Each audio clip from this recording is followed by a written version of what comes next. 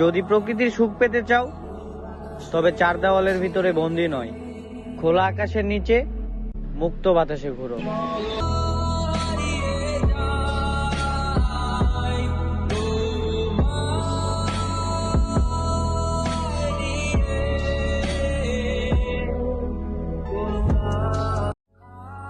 যদি প্রকৃতির সুখ পেতে চাও তবে চার দেওয়ালের ভিতরে বন্দী নয়, খোলা আকাশের নিচে মুক্ত বাতাসে ঘুরো।